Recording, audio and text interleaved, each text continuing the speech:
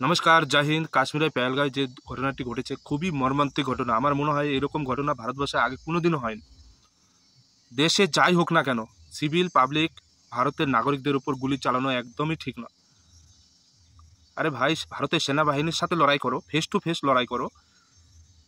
Civil পাবলিকের উপর গুলি চালিয়ে তোমরা কি বিচার করতে চাইছো?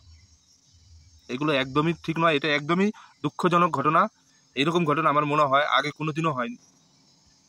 তো আপনাদের কাছে রিকোয়েস্ট থাকবে, ফৌজিদের একটু রেসপেক্ট করুন। আপনাদের জন্য তারা জম্মু কাশ্মীরে রাত দিন এক করে এখন ডিউটি করছে।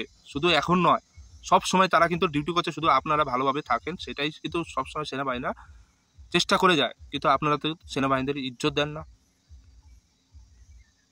আজকে কাশ্মীরে যেসব ট্যুরিস্ট প্লেস জায়গাগুলো আছে, এখন সাধারণ পাবলিক সেখানে কেন যেতে চাইছে না? কারণ ভয় পেয়ে যাচ্ছে। এই যে ঘটনাটা ঘটার পর এখন আর কাশ্মীরে কেউ যাবে না, সবাই ভয় পাচ্ছে। ভয় তো পাওয়াটা স্বাভাবিক, এটা সবাই ভয় পাবে। আপনারা একটু ভাবুন, আপনারা এখন ভয় পাচ্ছেন, ওর জন্য কাশ্মীরে যাচ্ছেন না। আর এই ডেইলি বর্ডারে যারা ডিউটি করছে, তাদের তো ডেইলি ওদের সাথে গুলিবারি চলছে। তাদের কথায় একটু ভাবুন, তাদের পরিবারের কথা একটু ভাবেন। যারা যেসব ফৌজিরা ওইখানে 24 ঘন্টা ধরে ডিউটি করছে, তাদের পরিবারের কথা একটু ভাবুন। 24শে এপ্রিল 2025 উধমপুরের জঙ্গি হামলায় জঙ্গিদের সাথে লড়াই করতে করতে আমাদের দেশের বীর সৈনিক প্রাণ হারালেন। আমাদের নদিয়া ডিস্ট্রিক্টের তেহট্টগ্রামের ঝন্টু আলী শেখ, তিনি আর আমাদের দুনিয়াতে নেই। তিনি দেশের জন্য বলিদান দিয়ে দিলেন, শহীদ হয়ে গেলেন। তাদের কথা একটু হলেও ভাবুন, তাদের পরিবারের কথা। যে মায়ের কোল খালি হয়ে গেল, সে মায়ের কথা একটু ভাবুন। তাদের জীবনে কত কষ্ট। তাই বলছি, আপনাদের দয়া করে ফৌজিদের ইজ্জত দেবে, ফৌজিদের অবহেলা করবেন না।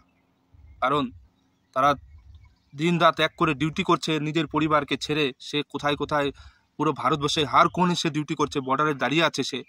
সে আপনাদের সুরক্ষার জন্য, দেশের সুরক্ষার জন্য, ভারত মাতাকে বাঁচানোর জন্য তারা লড়াই করে যাচ্ছে। তাদেরও তো পরিবার আছে। আজকে কাশ্মীরের ঘটনার জন্য আপনারা ঘুরতে যেতে চাইছেন না ভয়ে, কিন্তু তারা দেখেন সব সময় তারা তৈনাত আছে আমাদের ভারতের সেনাবাহিনী, শুধুমাত্র আপনাদের সুরক্ষার জন্য। বীর সৈনিক ঝন্টু আলী শেখকে আমাদের ফৌজি ভাইদের তরফ থেকে কোটি কোটি বার স্যালুট রইল।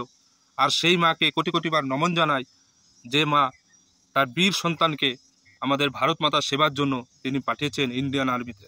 প্লিজ আপনাদের কাছে রিকোয়েস্ট রইল, ফৌজিদের সম্মান দেবেন, ফৌজিদের ইজ্জত দেবেন। ফৌজিদের কিন্তু কোনোদিন অবহেলা করবেন না। কারণ আপনার সুরক্ষার জন্য, আপনার প্রোটেকশনের জন্য কিন্তু তারা সব সময় বর্ডারে উপস্থিত আছে, প্রেজেন্ট আছে, শুধুমাত্র আপনার সুরক্ষার জন্য।